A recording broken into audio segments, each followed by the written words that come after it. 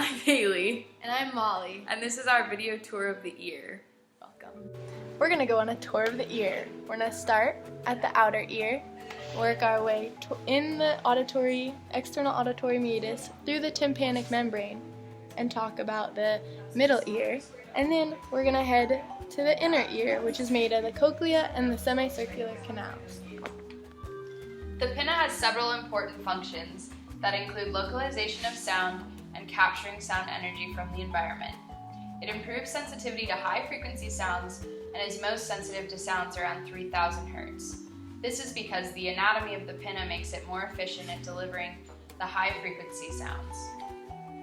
The anatomy of the pinna includes 6 eminences and 4 depressions. The eminences include the helix, the antihelix, the crura of the antihelix, the crus of the helix, the tragus, and the antitragus. The depressions include the scaphoid fossa, the triangular fossa, the cymba concha, and the cavum concha. This is what makes it possible to hear high-frequency sounds such as the S and the TH sounds. Now we're going to travel to the external auditory meatus. It starts at the cavum concha and runs medially to the tympanic membrane. The outer 1/3 is cartilaginous. This houses the sebaceous gland, which secretes cerumen, which naturally cleans the air and helps prevent dirt and insects from entering the ear. The EAM serves as a filter to reduce low frequencies and specializes in the frequencies between 2,000 and 7,000 Hz. The tympanic membrane is also situated at the end of the canal, where it is protected from trauma and where it can be kept at a constant temperature and humidity levels. Next, we're going to head over to the tympanic membrane. The tympanic membrane marks the border between the outer and middle ear. It's slightly concave this way when viewed from the external auditory meatus. The tympanic membrane is made of 3 layers. The outer layer, which is most lateral, is made of the same skin that is stretched over the osseous meatus. Next, the center layer is a layer of tough, fibrous connective tissue. Lastly, the most medial layer is composed of mucosal lining. Now we're going to go over the 4 quadrants of the tympanic membrane, which they're divided like so. The first one is the anterior superior quadrant. Next is the anterior inferior quadrant. This quadrant is the posterior inferior quadrant, and this quadrant is the posterior superior quadrant. Next, we're going to go over the anatomy of the tympanic membrane. First of all, this portion is called the pars tensa. Next is the long process of the incus. This is the pars flaccida, and this is the lateral process of the malleus. This is the long process of the malleus, or the manubrium. This is the umbo, and the most concave portion of the tympanic membrane. Next is the cone of light, which is this portion. And lastly, this is the tympanic annulus. The tympanic membrane marks the border between the outer and the middle ear space. Next, we'll move on to the middle ear cavity. The middle ear cavity consists of 3 ossicles, 6 ligaments, 2 muscles, and the 6 walls of the cavity, which each have several important landmarks on them. Now we will move on to the anatomy of the ossicular chain. Here we have a picture of the malleus. This is the head of the malleus, the neck of the malleus, the lateral process of the malleus, the anterior process of the malleus, the manubrium of the malleus, and this is the articular surface of the malleus, where the incus and the malleus come together to form the incudo-malleolar joint. The next ossicle we will be discussing is the incus. Here we have the body of the incus, the short process of the incus, the long process of the incus, the articular surface of the incus, which articulates with the malleus, and the lenticular process of the incus, which articulates with the articular surface of the stapes, which forms the incudostapedal joint. The third and last ossicle in the chain of ossicles is the stapes. Here we have the head of the stapes, the neck of the stapes, and the crura of the stapes. There are a posterior and anterior crura, but they are only recognizable when they are in situ. And here we have the footplate of the stapes. The middle ear cavity also acts as an impedance matching system, which conserves energy which otherwise would have been lost. We will discuss this further in depth after we explore the 6 walls of the middle ear cavity. You can think of the middle ear space as a 6-sided cube. The 6 sides are the lateral wall, which is removed from this picture, the posterior wall, the medial wall, the superior wall, the inferior wall,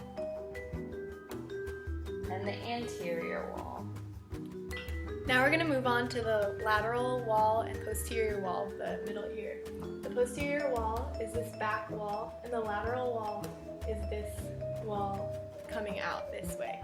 The lateral wall, most of it is taken up by the tympanic membrane and the squamish portion of the temporal bone. Here is the tympanic adytus. It houses the head of the malleus and the incus.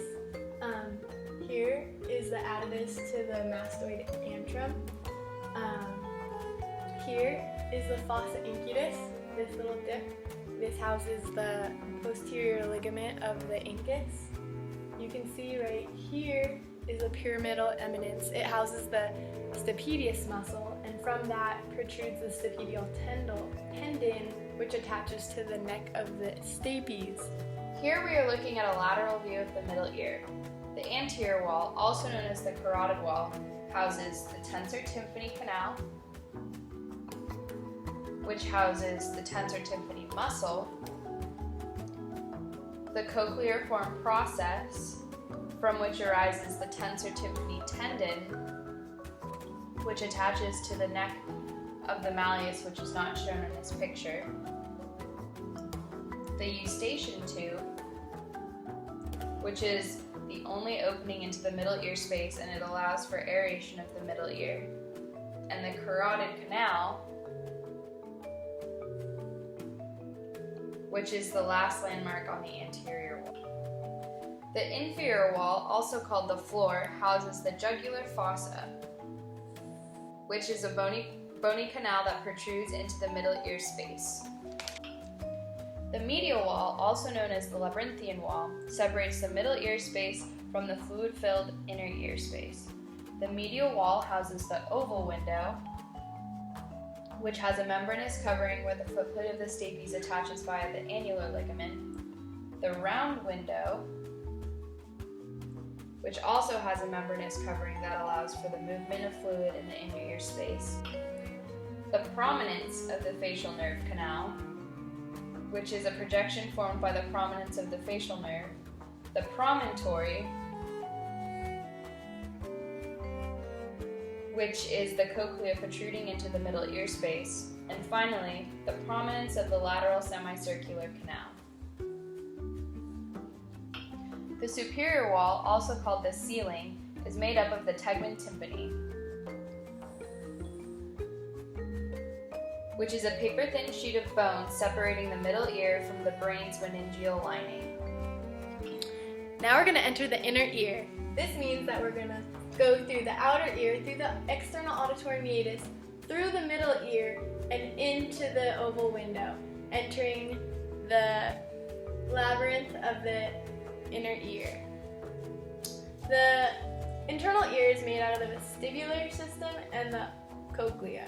The vestibular system is a sensory system which is responsible for providing the brain information about spatial orientation, like balance.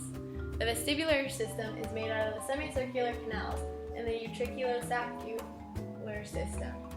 These are the canals. This is the superior, lateral, and posterior. They each contain crista in the ampulla that are responsible for detecting angular acceleration. The utriculosaccular system, composed of the utricle and the saccule, both contain macula, which are responsible for detecting linear acceleration. Next, we'll move on to the cochlea. Now we're going to look at the cochlea. The cochlea is part of the auditory system. It transforms mechanical energy into electrical signals. It starts at the oval window. The stapes will move the oval window and start moving the perilymph in the cochlea. Here is a cross-section of the cochlea. The cochlea are made of 3 tubes: the scala vestibuli, scala tympani, and the scala media. The scala media, which is shown here, houses the organ of Corti, which is a sensory apparatus for hearing. These create electrical impulses through a series of chain reactions. The perilymph in the scala vestibuli moves the Reisner's membrane. This, in turn, moves the endolymph in the cochlear duct or scala media. The endolymph moves the basilar membrane, which causes the hair cells in the organ of Corti to shear. As the hair cells of the organ of Corti shear, they send electrical impulses that are transferred to the cochlear nerve and are then sent to the brain for interpretation.